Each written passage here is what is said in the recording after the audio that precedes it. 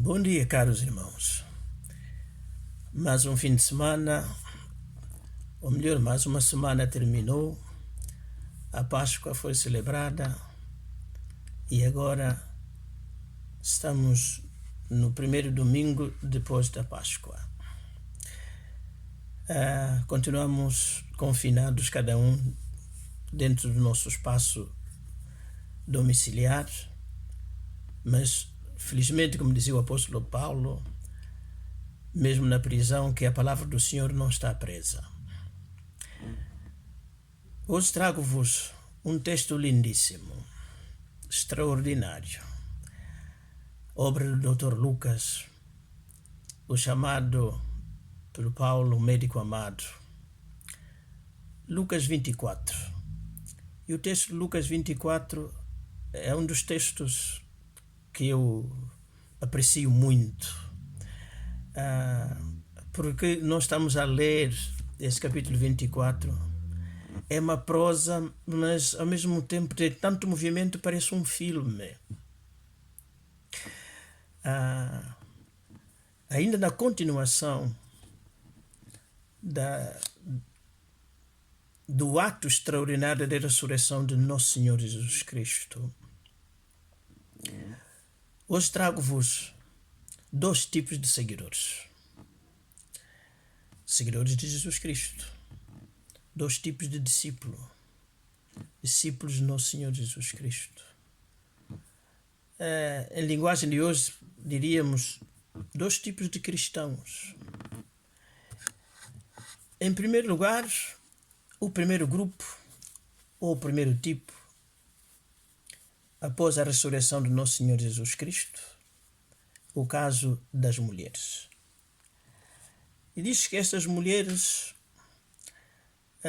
assistiram a toda a cena, a todo o episódio da prisão, da crucificação, da morte de Nosso Senhor Jesus Cristo e do seu sepultamento. Mas mesmo assim, elas continuaram a assumir o seu papel de discípulos, de seguidores de Jesus Cristo. E a preocupação delas foi que, ao terceiro dia do sepultamento de Jesus Cristo, elas tinham que estar lá, junto do túmulo, para honrar o corpo de Nosso Senhor Jesus Cristo, segundo a boa tradição. Só que estas mulheres tinham um grande obstáculo, tinham uma grande dificuldade. Não que estivesse dentro delas, mas uma dificuldade exterior a elas. Os guardas que ficaram a tomar conta do túmulo de Nosso Senhor Jesus Cristo e também a pedra que foi colocada à porta do sepulcro. Diz o texto bíblico em Mateus que o túmulo foi selado e guardado. Meus irmãos, nós os cristãos sabemos que no nosso dia a dia, muitas das nossas dificuldades vêm de fora ou estão do lado de fora. Mas mesmo assim, interferem muito na nossa condição, no nosso viver, no nosso ser e estar de cristãos. Mas no caso dessas mulheres, apesar dessas dificuldades, sabendo que estariam lá os guardas, sabendo que a pedra continuaria selada, e sabendo que dificilmente elas conseguiriam remover aquela situação, e é por isso que em Marcos capítulo 16, elas iam conversando uma com a outra e dizendo: quem nos revolverá a pedra? Mas então, apesar destas dificuldades todas, elas rumaram em direção àquele túmulo, apesar das dificuldades. E realmente é isso que se espera de um bom seguidor de Jesus Cristo, um cristão assumido de verdade. Continua a fazer a sua caminhada, apesar das dificuldades exteriores que possam surgir. nós temos um segundo grupo, como dizíamos no início. E o segundo grupo é aquele que exatamente é retratado pelo Dr. Lucas. São aqueles 2 discípulos a caminho de Emaús. Como dizíamos há pouco, é um texto lindíssimo. Diz-nos no verso 13 deste capítulo 24 de Lucas: e eis que no mesmo dia iam 2 deles para uma aldeia que distava de Jerusalém, 60 estádios, isto é, cerca de 11 quilômetros. Não sei se conseguem reparar a maneira como o Dr. Lucas põe aqui as coisas. É que estes discípulos, ao contrário das mulheres, estão a fazer a viagem em sentido contrário, estão a sair de Jerusalém. E o texto grego dá-nos a ideia de que eles decidiram abandonar, como que a fugir, desistiram. Não vale a pena continuar em Jerusalém, não vale a pena ficar aqui. Tudo acabou, o sonho tornou-se em pesadelo. De partir de Jerusalém, nada mais podem esperar de Jerusalém ou em Jerusalém. Tudo por causa da prisão, julgamento, crucificação, morte e enterramento de Jesus Cristo. Não sei como é que está sendo a sua caminhada a seguir a Jesus Cristo. Se calhar, por causa dos tais acontecimentos externos, você está a pensar em abandonar. Você está pensando em partir. Você está a preparar a sua vida para esquecer a palavra de Deus, para esquecer Jesus Cristo, para esquecer a comunhão com os irmãos, a comunidade a que pertence, o apego à palavra de Deus. Você quer partir para Emaús. A decisão é sua. Mas lembre-se daquelas mulheres, mas lembre-se destes discípulos. E então, nessa caminhada destes discípulos, durante a viagem é interessante, diz que o verso 14, e iam falando entre si de tudo aquilo que havia sucedido. E no verso 15 diz: aconteceu que indo eles falando entre si e fazendo perguntas um ao outro. Meus irmãos, a riqueza do texto em grego diz que este de fazendo perguntas um ao outro, pode-se traduzir por debate, que eles iam debatendo, iam, inclusive noutras traduções diz discutindo. Foi uma conversa realmente muito séria, intelectualmente rica, debatendo diversas opções, diversas possibilidades, à volta daquilo que Jesus Cristo tinha dito, tinha-lhes ensinado. Enfim, a razão estava a fervilhar.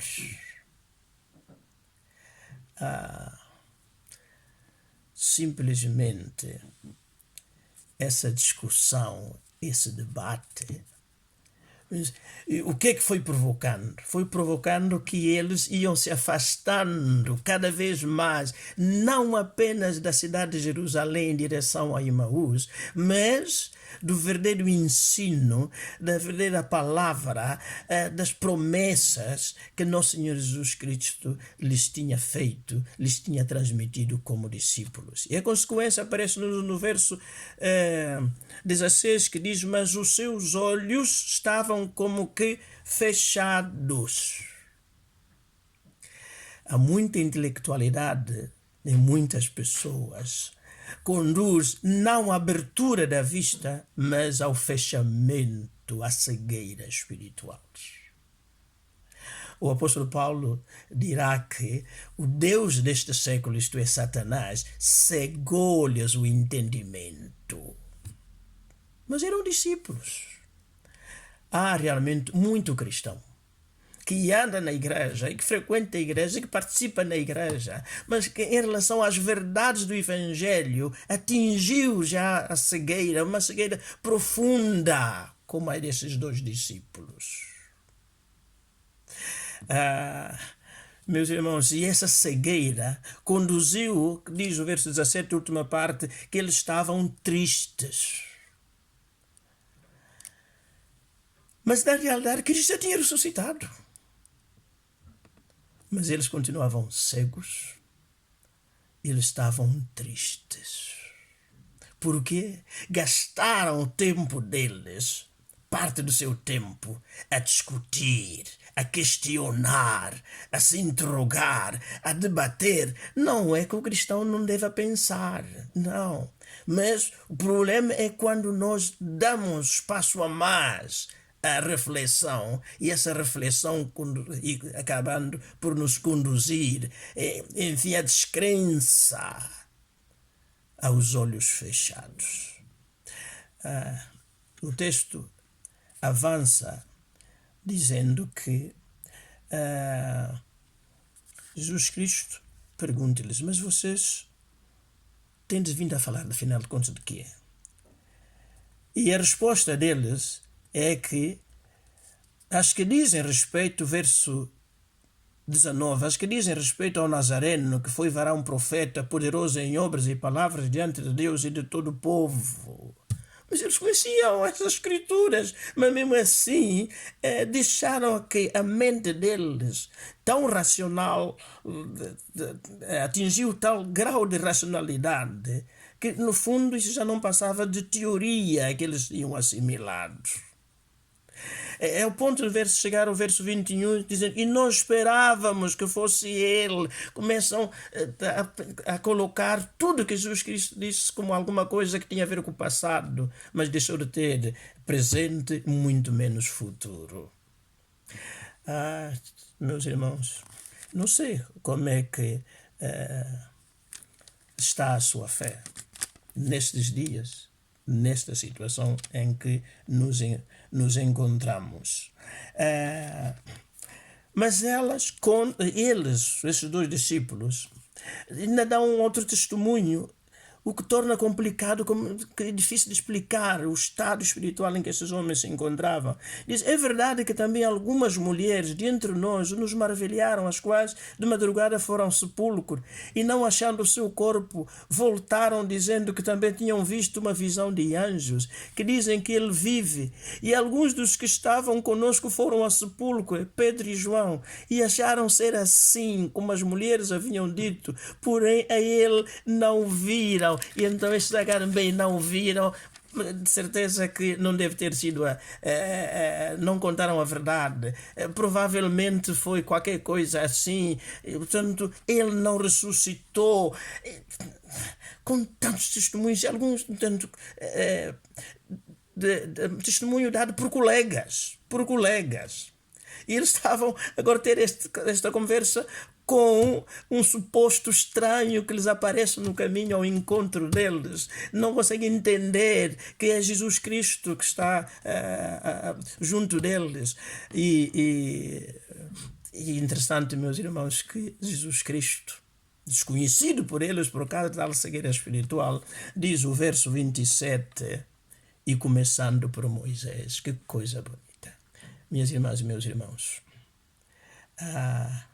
a Bíblia é tão clara que os nossos questionamentos, as nossas dúvidas, a nossa racionalidade, ou com base na biologia, na filosofia, nas matemáticas, na astronomia, qualquer outro ramo da psicologia, sociologia, qualquer outro ramo do conhecimento, a resposta para encontrarmos Jesus Cristo e reconhecê-lo como Senhor e Salvador não está em nenhum desses manuais, mas está na palavra de Deus. Repare que o doutor Lucas escreve que o estranho, o aparente estranho, começando por Moisés, por todos os profetas, explica-lhes o que dele se achava em todas as escrituras. Meus irmãos, e o resultado é que o verso 31 diz: abriram-se-lhes então os olhos e o conheceram. Foram as escrituras que abriram os olhos àqueles homens que no verso 16 estavam com os olhos fechados.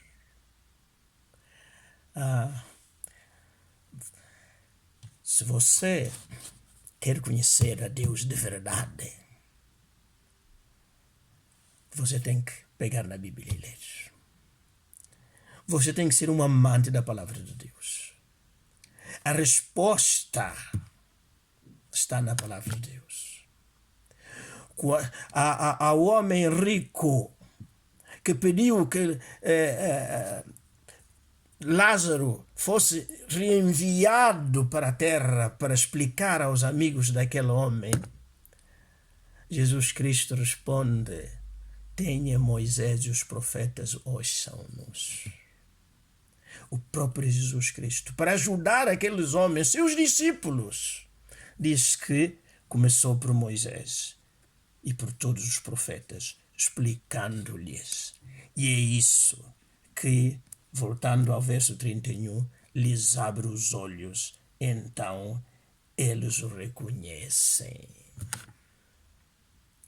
Se você quer continuar a conhecer Jesus Cristo, não pode se afastar da palavra de Deus. Se você quer conhecê-lo, não tem outro caminho senão a palavra de Deus.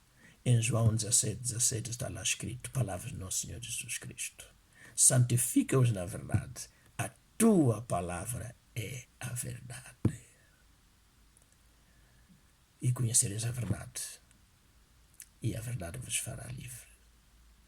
Jesus Cristo ainda hoje quer que quem o quer conhecer, o conheça, não através de visões e devaneios e tantas outras coisas que há por aí, mas pela sua palavra. Celebremos o Jesus ressuscitado na nossa caminhada. Não para os Imaús que andam por aí afastando-nos de Jerusalém, afastando-nos da verdade, afastando-nos das Escrituras, mas como aquelas mulheres, juntando-se aos outros discípulos e no cenáculo celebrarem e partir dali para espalhar a mensagem. Que Deus nos abençoe. Amém.